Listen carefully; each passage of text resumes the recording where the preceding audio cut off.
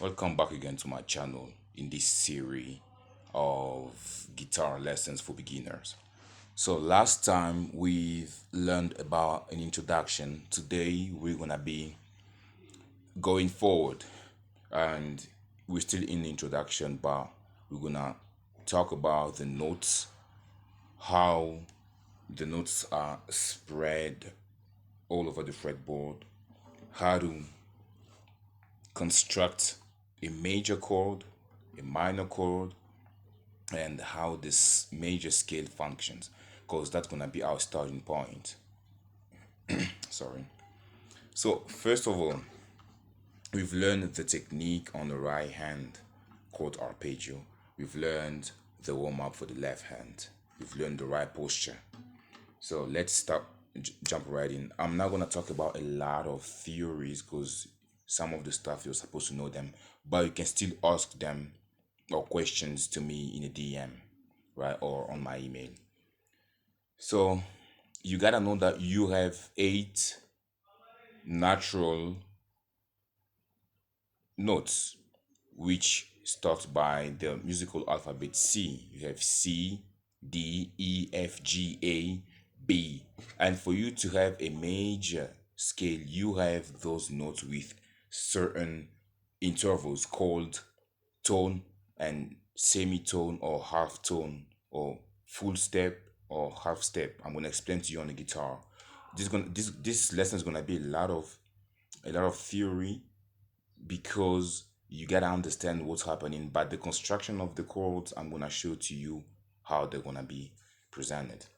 So first of all, you already know the names of the strings. You gotta know every time that you move from one fret to another one, you just moved from half a tone or half step or a semitone. But every time you jump one fret, you go to the next one, literally two, right? After your starting point. You call that a whole tone or a full tone, a whole step. That's how we call them. Let me give you a typical example. I got this note right here. This is C. This is C. If I move half step, this is gonna be C sharp. You can learn those intervals into the music theory. You can go on Google, on YouTube, anywhere you want. But if I go back on C and I move a whole tone, now I am on D because there is a whole tone between C and D. And for you to build the major scale, you gotta know the musical interval you have. From C to D, there is a whole tone. From D to E, whole tone. From E to F, half step or half tone. And from F to G, you got again a whole step. And from G to A, you got a whole step. From A to B, whole step. Then from B to C, which is our starting point, you got a half step. So that's how it works. So you also gotta know that every note has a specific position that has a certain musical interval in between, and from that we can build our major scale. You can build our This was the major scale, by the way, and the interval is between, let's call them with numbers also, right? If I'm in C, it means C becomes the first. It means the next note, which is D, it's the second. The third, it's E, F, G, A, B. Now you gotta know that between the third and the fourth, there is always a half step. And between the seventh and the first again, there is always a half step. That is why when you look at the keyboard, you're gonna see two notes close one to another. Y keys. I don't know if you've seen them before. I don't have the visuals to show to you. Just I'm doing my best to give these lessons, but I'm not really good at editing. Otherwise, I was gonna show you on the screen. Anyways, so that is why when I get to the third, from the third to the fourth, I have a half step, and from the seventh to the first, I got a half step. So with this being said, Let me play for you the major scale, the C major scale. That is our first lesson.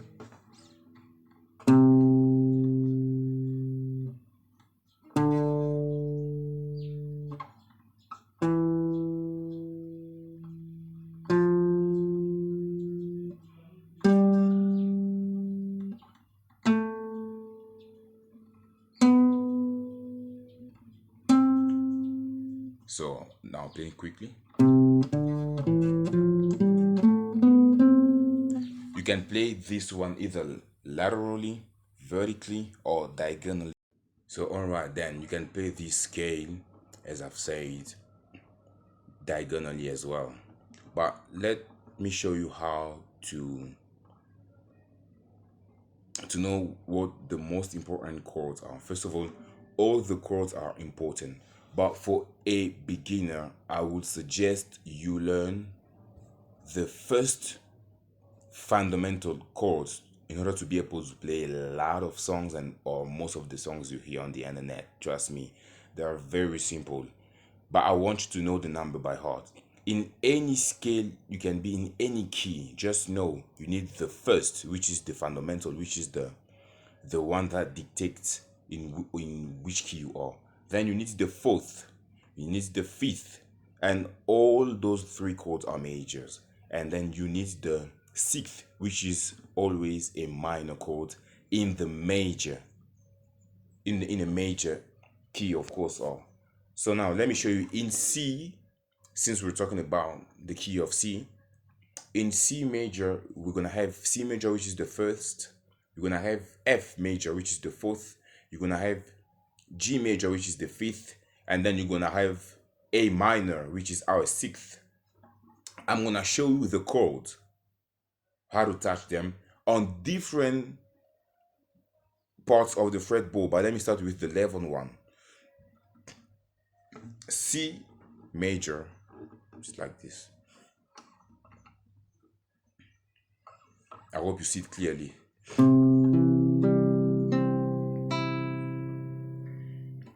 Remember, this finger is here. This one is here. Then the third string is open. Then I got my first finger here. So that is our first. Now let's go to F major. It's a little bit tricky. I will recommend you to spend as much time as you possibly can in order to play this correctly. It has been a challenge for me. I've talked to different people and everybody has a chord that's challenging for them. But let me show you how it goes. This finger is gonna press those two strings, the first and the second. This one goes on the third. This one goes on the fourth. And you play here on the right hand starting by the fourth. Remember arpeggio I've taught you in the introduction. Now there is a little trick. When you look behind the fret, but I try to press my thumb against these fingers in order to put more pressure and strength. And let me just clarify for you. Initially, this chord is head this way. It's a bar chord. But for a beginner, it might look a little bit scary. That's the reason why I don't want to show this. I'm showing you an easier version. Anyway, it's still so practical. Got this. You can either do it looking forwards or you can bend your fingers a little bit, but just make sure the sound is clear. Then we go on our fifth, which is G major, just like this. This one here, this one here, and the pinky here.